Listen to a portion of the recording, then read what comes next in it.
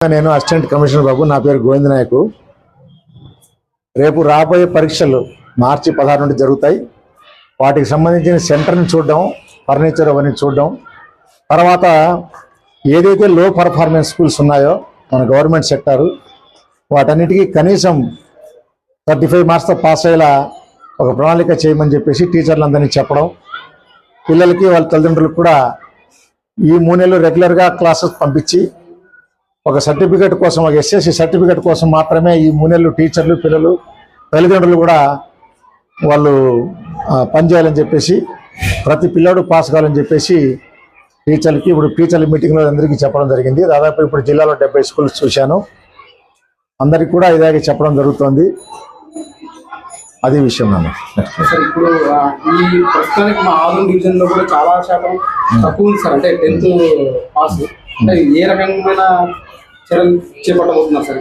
అదే ఇప్పుడు 100 రోజుల ప్రణాళిక కూడా మనం ఈ వారం నుండి స్టార్ట్ చేస్తాం.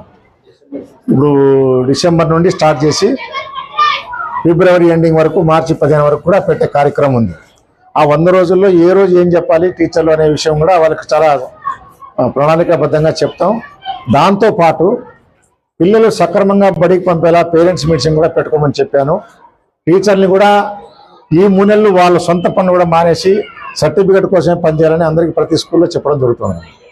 ఈ రకంగా ఖచ్చితంగా వాళ్ళందరూ 90% తెస్తామని హామీ కూడా ప్రతి స్కూల్ నుండి హెడ్ మాస్టర్ కానీ, టీచర్లు కానీ గట్టిగా ఇవ్వడం జరిగింది. పేద పిల్లలకి ఖచ్చితంగా మేము పోరాడి వాళ్ళ కనీస పాస్ మార్కులను ట్రై చేస్తామని గట్టిగా చెప్పడం జరిగింది. ఒకప్పుడు మౌలిక సదుపాయాలు సరిలేకున్నప్పుడే 10% ఎక్కువ శాతం ఉంది. గత 3 సంవత్సరాల నుంచి కొలిస్తే చాలా వరకు గవర్నమెంట్ ప్రైవేట్ స్కూల్లో అది 9% చాలా తగ్గిపోయింది. ఎందుకు సార్ కారణం? 30,000 ఉన్నారు, అన్నీ ఉన్నాయి, కానీ పర్సెంటేజ్ మాత్రం తగ్గుతుంది. కొంత టీచర్ల కొరత కూడా ఉంది బాబు. మన రిక్రూట్మెంట్లో మొత్తం ఫుల్ఫిల్ అయ్యారు. చాలా జెడ్పీ స్కూళ్ళల్లో మనకు 2,700 పోస్టులు మనకు వచ్చాయి. ఆ 2,700 పోస్టులు కూడా మన అన్ని స్కూళ్ళల్లో కూడా సర్దాము. ఇప్పుడు ఫుల్ఫిల్గా స్టాఫ్ ఉంది కాబట్టి నేను ఈ సంవత్సరం ఖచ్చితంగా 90% గ్యారంటీ జిల్లా వస్తుందని నేను ఆశాభావాన్ని వ్యక్తం చేస్తున్నాను. ఓకే.